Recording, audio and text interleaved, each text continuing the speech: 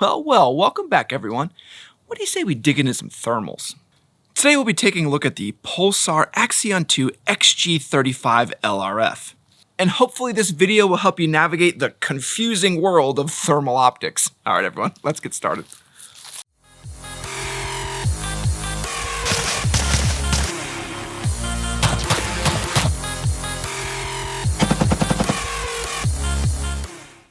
Now, in case you missed it, we actually did do a primer on thermal optics that I'll link to somewhere up here.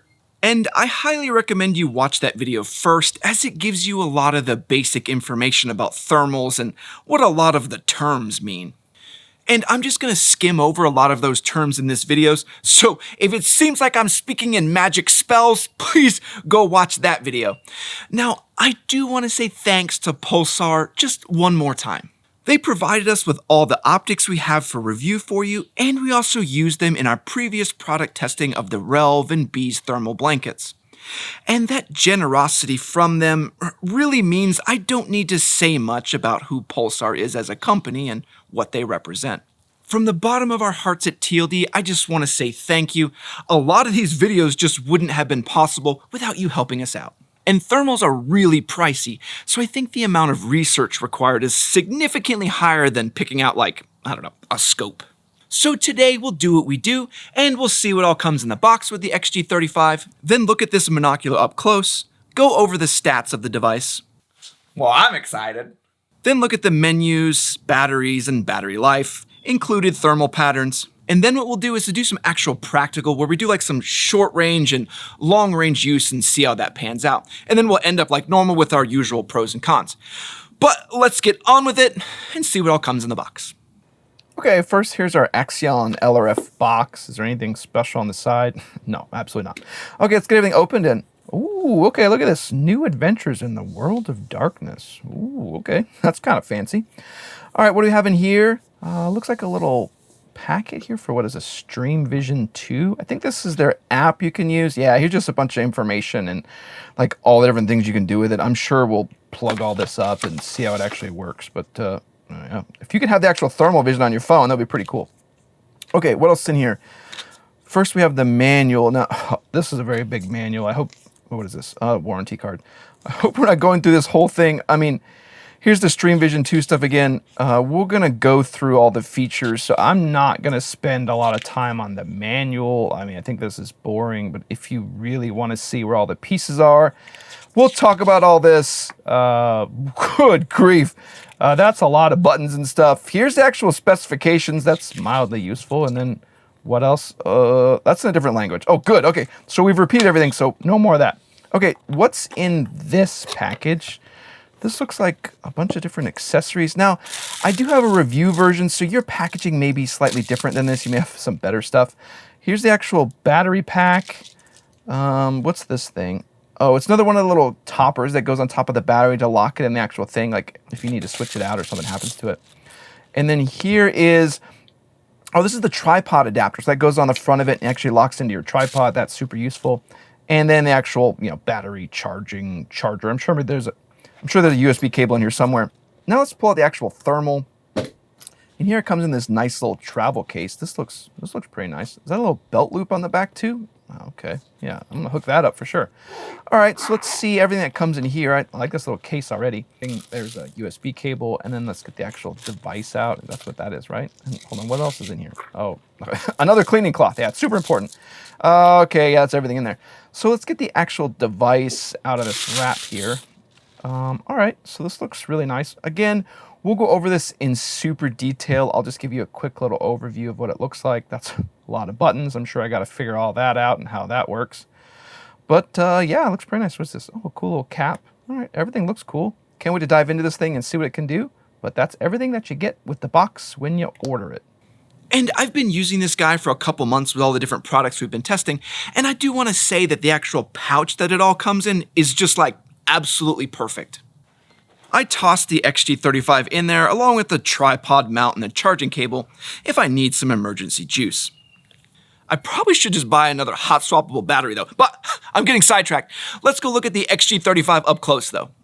Here, I'll put up a screen where I can bore you with the actual dimensions if you're that type of person. but I think it's better to see its relative size in my hand. The size of the housing is actually almost identical to my Maven RF1 rangefinder, minus the slightly larger diopter and front focusing lens. Looking at the finish itself, you see it's done in all black to give a sleek look, with minimal logo and marking, with the Pulsar on the side and Axion 2 on the top. Yes, I'm going to talk about that bump on the side. This bump is actually the laser rangefinder and is the LRF in the end of the product name. The button to engage the rangefinder is directly above this area, and you can actually get the Axion 2 without the rangefinder if you wanted to then have the size be more like a standard rangefinder. But I'll show you, the rangefinder function is pretty amazing, and I don't think I'd want to be without it. The top of the housing has your blue power button that places the unit in on or off or standby based on how long you depress it. Just one press and it'll go in standby mode to conserve battery, but come on in an instant. Or you can hold the button down to fully power out the device. The power button is also used to manually recalibrate the sensor if there's any distortion. The other buttons include the arrows and menu buttons used to navigate the menus. The rear arrow button also takes photos and turns on and off video recording. And that's how I've actually gotten all the testing footage that you've seen thus far, if you're wondering how that actual recorded image looks as an end product. Also on the top is the forward button that cycles through the zoom levels of 2.5x, 5x, 10x, and 20x. In the rear of the device is the diopter used to calibrate to your eye that has a nice rubberized eyepiece. At the front is the focusing lens that also has a lens cover attached. This cover can be flipped to the side and attaches magnetically to the side wrist strap. So then you don't have dangly bits all over like you do with all the other things that you bought from Cabela's. The wrist strap can also be adjusted and removed if you don't want it there. The USB port is also hidden on the side, which allows you to access the recorded images and videos along with charging the device. On the bottom of the Axion 2 is a rubberized seal you can remove to connect in the tripod mount in order to give your view a ton more stability. And I use that feature a ton, so kudos to whoever thought of that. For the last bit, we have our battery, which we'll talk more about later, but uses a swappable battery pack that can be easily removed and switched out. And the thing I want to note, and pretty loudly, is how well this product just fits in a pocket. As law enforcement or military, that means you're carrying around an absolutely massive tactical advantage in your cargo pocket. And that form factor really makes me think that you're going to see this in the hands of more law enforcement really soon. All right, though, let's move to the next category and look at all the actual stats of this device. I've been waiting for this part for the whole video. Or, we could skip it. Here you can see the XG35 uses a 640 by 480 sensor that is then upscaled to an AMOLED 1024 by 768 view screen. The device has an impressive 40 NETD to give you some great color differentiation of objects in view. The XG35 also has a 2.5 to 20 zoom I showed you with the adjustable front focus. And the native zoom is 2.5x, like you can't go any lower than that. And as you zoom in, it's more like the image just gets closer to your eye. It works, it just gets super pixely, like bringing your cell phone to your face. And a lot of other devices don't actually have an adjustable focus, which can really hamstring their features and functionality when you go to actually use them. So it's really good to see that on this device. All right, though, let's keep moving. Next category, and look at all the actual menus.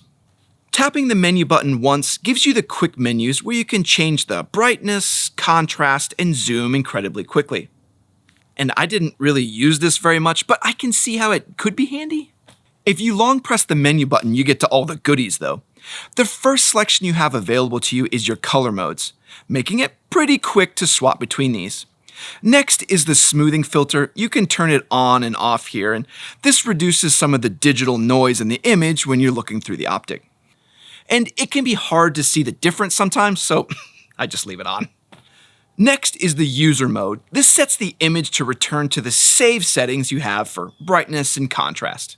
And this is a completely personal preference. It's kind of like having a pizza with more pepperoni on the inside or have more on the outside. So, of course, I have it on. All right, next is icon brightness. This is pretty obvious for anyone with a brain. Then we have a cool one with picture-in-picture. This makes a second screen at the top that is at an increased zoom. Pressing the forward button then changes the picture-in-picture zoom from 5x to 10x and then again to 20x. And from a tactical standpoint, the picture-in-picture use is pretty amazing, and I definitely want to have that feature if there was a different thermal that was like a scope clip-on or something like that. All right, though, back to the menus. Next, we have the Wi-Fi activation. Gotta look up what this thing even does. Oh, okay, so this is so you can make an actual Wi-Fi network so you can connect your actual phone to the device via the actual Pulsar app. I'll get to all that. Then you also have all the Wi-Fi settings to get all that working if you want to actually set that up. Moving to the next screen, we see the microphone option. Now this allows you to actually capture the audio along with the video. I'm normally running a different camera and mic setup, so I don't usually need this, but I highly recommend you keep it on so then you can have the optional audio with whatever it is you're capturing. All right, next we're getting into the actual rangefinder functions. First, we can change our actual rangefinder reticle if we wanted to do that. Then you can choose to include the angle to the target, and also if you want the rangefinder to give you the true range or just the line of sight. And I go over this a lot when I talk about actual rangefinders, but what this does is it takes in the distance and the angle and then calculates the actual correct distance to the target. For archery, super useful. And as you'll likely use this device within 300 yards, you probably won't use a ballistic app because you won't need that level of precision, so I just leave it on. Next is calibration mode, and as we talked about in the primer, the thermal sensors don't heat up uniformly, so it has to be recalibrated periodically. This can be done automatically, which means it's based on what you're doing and how much you're moving around, and then it senses and resets itself. But it could reset during a super bad time and giving you like a 2 to 3 second pause exactly when you don't want it. There is also semi-auto where you control when the calibration is done. If the image begins to get distorted, you can just press the top calibration button to reset the image. And I like semi-auto because I'm in control. I know exactly when the camera's going to recalibrate. And yeah, it's a little bit more work when using the unit, but it's a ton more situational control. Finally, there's the manual setting, where the actual camera shutter doesn't auto-close, so you yourself have to close the lens and press the reset yourself to clean up the image. And this setting is for the true masochist. I don't know why you'd want that. Then there are some just general settings such as what language you're in, date and time, what you want to measure your distance in, and you can compress your videos if you want to hold more footage. And the unit has a 16GB internal memory, so you're gonna be fine. The uncompressed image is probably gonna look better. And then you can also format your internal memory card, and the last menu lets you do a defective pixel repair. Oh, and then there's just some general information on the unit. All right, we made it through that, but I did tease a few things that I wanna go over with the actual storage and connections. As I mentioned, this unit includes an internal 16GB memory card. The card is not removable and the data is accessed using the included USB cable that doubles as a charging and data cable. The Axion 2 is also compatible with Pulsar's Stream Vision 2 app. So you just enable the Wi-Fi in the menus and then connect it up to your phone using all the actual Wi-Fi settings, and then you'd have the actual thermal view available on your phone. And that means you could set up the thermal on a tripod or a stand and then still have access to the full view of the thermal on your phone. I see you.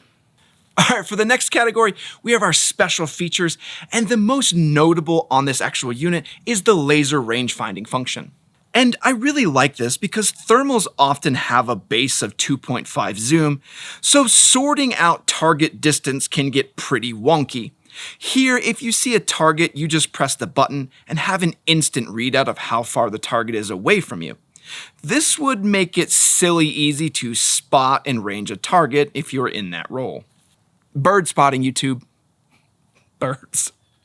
And the range finding function really sets this device apart from many other thermals in just everything it brings to the user to give them an entirely new mission set they're able to execute. Testing this out, I was able to get a max about 950 yards when using the device on big structures like houses, and then I got a pretty solid 500 yards on smaller targets. And that's pretty in line with what the stats say it can do, but it's pretty crazy when you pair it with the actual thermal image. Alright though, moving on, next category, let's look at batteries and battery life. And I showed you some of this already, but the XG35 uses swappable batteries that can be charged on a separate charging base. No, it's not included. But if you had it, then those batteries would be ready to be swapped out at any time. Looking at the website, the battery life is listed at about 7 hours. And I gotta say, I got around that. Battery life was never really a problem. Unless I left it plugged into my computer and forgot it was in data mode. Alright, let's look at the next category and look at the actual color patterns that are available on this unit. I went over all of these in the primer already, but let's do it anyway. The Axion 2 XG35 has 8 color modes to include white hot, black hot, red monochrome, rainbow, ultramarine, sepia, and violet. And I go over each color palette more in the primer, but be aware that not all devices have the same color pattern. So if there's a certain color pattern you want, make sure the device you're buying actually has it. All right, what's next? Oh, that's it. We finally get to go test this thing. All right, let me show you some of my up-close testing first. I used this XG35 a ton for a lot of our thermal hide testing, and I have to say the image quality was just fantastic. The optic did incredibly well at detecting objects and showing us the difference in temperature between them. And there was a ton of times I'd just go outside and film the trees, and I would catch all sorts of animals like owls and birds, and just all sorts of other animals just milling around in the middle of the night. And looking at objects up close showed the amazing detail of this XG35. The main thing to remember here was that the different color modes really made a difference as to how well you could identify people and living objects compared to the hot surroundings. I would often need to swap from white hot to black hot to rainbow to even be able to track a person's body heat. And I think that's an absolutely huge takeaway. If you don't know how to use the different thermal modes in the correct environments, then you really just have a fancy toy in your pocket and not a tactical advantage. And that front focus ring really allows you to just dial in the details of whatever you're looking at and just blows people's minds the first time they look through it. Alright though, let's go on to the next one and let's move into some longer range testing. Now remember, the optic is a 2.5 natural zoom with a 20 times digital zoom. But that really means you have a 2.5x zoom, and then you can just bring the image closer to your eyes and it just gets more and more pixelated like I mentioned. And if you couldn't see what it was before, zooming into 20, just make sure you can't see what it is at all. And the picture-in-picture was really nice to be able to see added features on objects, but I found much beyond the 5x was just overkill and my brain had trouble sorting out both images at once. I found I could detect objects extremely far out, but a vehicle needed to be about 700 yards to even tell it was anything besides a blob, and then around 400 meters or less to begin to ID the type of vehicle it was. And I'd say the distance of being able to tell what things were was about 400 to 500 meters. Like, you could tell something was out there past that distance, but you couldn't really sort out what you were looking at. Well, okay, that's not entirely true. If you understand the color modes, you can actually work the device to see much further and then be able to sort out what you're looking at. But human objects became a bigger problem when I was actually trying to use this, as our hot bodies actually blend in with the hot environment. Here you can see the issue where I spotted this family working in their yard at about 80 yards. I could tell it was a person and roughly what they were doing. I then moved back to about 120 yards, and it became a lot more difficult to even tell there was anyone there at all. And just as some reference, these same people were like super easy to see with the naked eye. So you need to kind of understand how thermal works. That's really where I'm getting at with this. But you can use thermal during the day. I then went back to 150 yards and did my best to zoom in, but I could barely see anything at this point, and I would say that we had reached the edge of human silhouette identification. I then spotted some folks at a local park at around 120 meters. Here, I want to show you how the different color modes really come into play in the individuals blending in with the basic playgrounds, and how the other modes really make them pop out so you could see them more clearly. So long-range testing, I'd say at about 1,000 plus yards, you could tell something is out there. At about 500 yards, you could tell what that bigger object actually is. And then at about 100 to 120 yards, you can identify a person as being friend or foe. Not too shabby for a little guy that fits in your pocket. So now that we've gone over this guy in far too much detail, let's go over some pros and cons. And the first pro I want to talk about is that thermal image quality. The 640 by 480 sensor along with the 1080 screen gives you an absolutely great image quality for objects that maximize that 2.5x zoom range. I was able to get some really amazing footage of thermal mitigating devices while I learned more and more about what does and what doesn't work to defeat thermal. Stop mentioning survival blankets. Stop. And the image quality just absolutely shocked me, and it brought an entirely new tier of functionality to what I could do. All right, though, let's look at the next pro, and that's going to be the actual connections and the recording functions. On top of being able to see and detect items with superb detail, you can also record it all. This makes it possible to get some really amazing footage and share it with others. You could also use this to capture proof of rodents in the area, or just to share the cool wildlife you happen to capture and show your family. And I love all the cool shots I get of like owls just swooping down on field mice. And from a tactical standpoint, it would be incredibly useful to just be able to record an adversary and then gather all that data so that you can come back and ascertain all the intel like their equipment and their movement patterns. The Axion 2 also has the great feature to connect into your phone via Wi-Fi and connect in with the app. This allows you to set up your camera in one position and review it from a distance on your phone or other device. And from a hunting perspective, I would love to have that because then I could set up the thermal to track a very specific location, but then as the hunter, be set up in a totally different position. From a tactical perspective, that would be useful for sure. I know, YouTube is loving this video for sure. Okay, next pro is going to be form factor. Having all this power and access to more mission data on the field is crazy by itself, but this whole thing fits comfortably in your side cargo pocket. The ranging function can be a bit large, but you can also get a smaller version without the range finding if you want to maximize form factor. But being able to tuck this away in a pouch or have it discreetly on you is crazy in the functionality it brings to the hunter, law enforcement officer, or warfighter.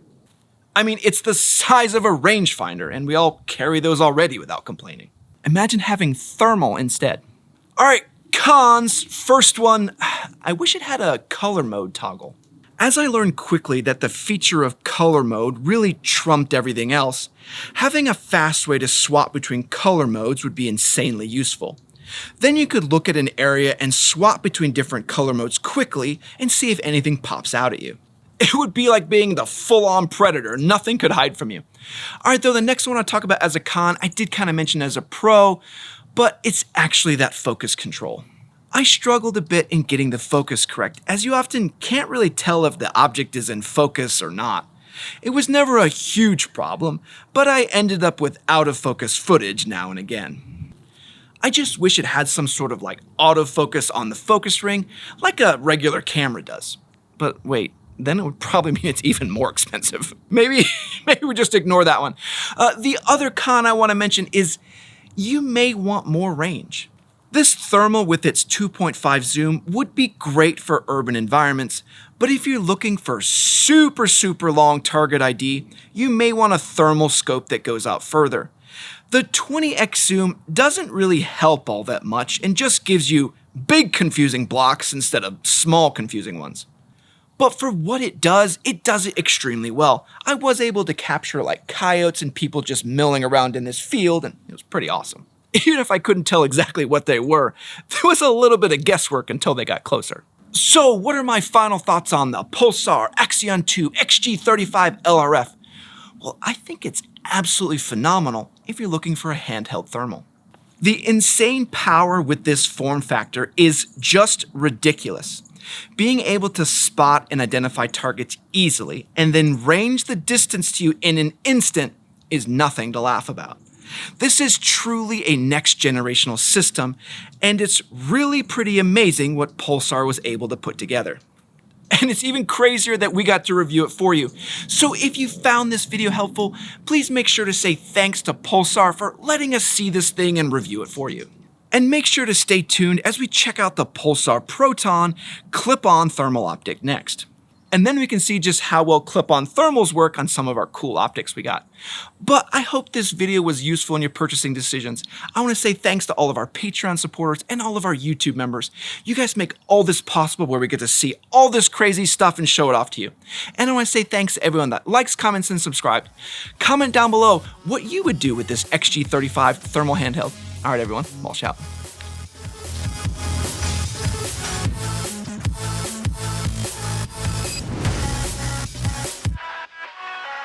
Do you even see how cool this shirt is? Holy moly. Just the coolness. All right, everyone. It says spitting raisins.